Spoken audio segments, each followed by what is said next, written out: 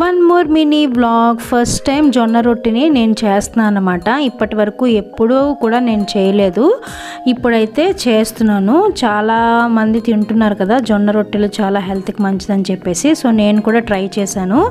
నేను ఎలా చేశాను అనేది చిన్న మినీ వ్లాగ్లో మీతో షేర్ చేసుకున్నాను అనమాట. ఫస్ట్ అయితే ఈ కప్పుతో జొన్న పిండిని అయితే తీసుకున్నాను.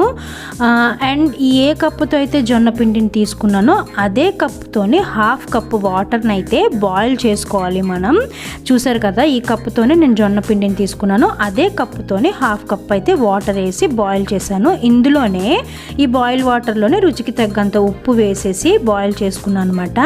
ఇప్పుడు ఈ వేడి నీళ్ళని జొన్న పిండిలో వేసేసి వెంటనే మనం కలిపేసుకోవాలి. ఫస్ట్ వేడిగా ఉంటుంది కాబట్టి నేను కొంచెం గరిటెతో అలాగా కలిపేశాను. ఇప్పుడు మొత్తం పిండి అంతా ఒక దగ్గరికి తీసుకొచ్చి ఇలా కలుపుతూ ఉండాలి. ఫస్ట్ టైం చేసేటప్పుడు మీరు కొంచెం తక్కువ క్వాంటిటీతోనే చేయండి, ఎందుకంటే ఫస్ట్ టైం చేస్తే సరిగ్గా రావు కాబట్టి. సో ఇక్కడ నేను కూడా ఒక చిన్న కప్తోనైతే జొన్న పిండిని తీసుకొని బాగా దీన్ని పేడించాలన్నమాట. అంటే అలా చేస్తూనే ఉండాలి చేతితో. చూసారు కదా, నేను వీడియోలో చూపిస్తున్నాను అలాగా. ఇప్పుడు ఒక చిన్న బాల్ని అయితే తీసుకొని చేతితో అయితే ఇలా తిప్పుకోవచ్చు. యాక్చువల్గా దీన్ని చపాతీ చేసినట్టు కూడా చేస్తారు, కానీ ఇరిగిపోతుంటుంది అనమాట. సో జాగ్రత్తగా చేసుకోవాలి. నాకైతే ఇలాగే వచ్చింది. సో ఫస్ట్ టైం చేసినా నాకు పర్ఫెక్ట్గా వచ్చిందని అయితే అనిపించింది. అలా చేస్తూ ఉంటే ఇంకా పర్ఫెక్షన్ అనేది వచ్చేస్తుంది. ఏమీ లేదు, చాలా సింపుల్. ఈ జొన్న రొట్టె చేసుకోవాలంటే ముఖ్యంగా ఏంటంటే మనం పిండి అనేది బాగా కలుపుకోవాలి, బాగా ఒత్తుతూ ఉండాలన్నమాట. సో ఆటోమేటిక్గా మనకి రొట్టె చేయడం అంటూ వచ్చేస్తుంది. ఇది చాలా హెల్దీ అని విన్నాను. ఈ మధ్య అందరూ కూడాను ఎక్కువగా జొన్న రొట్టెలు తీసుకుంటున్నారు, హెల్త్కి చాలా మంచిదని చెప్పేసి.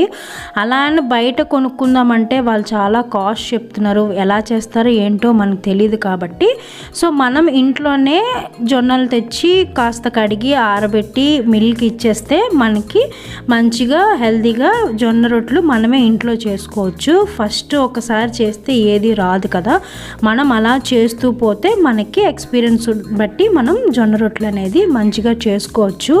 ఇక్కడ నేను రెండోది కూడా అలాగే చేసుకున్నాను అనమాట.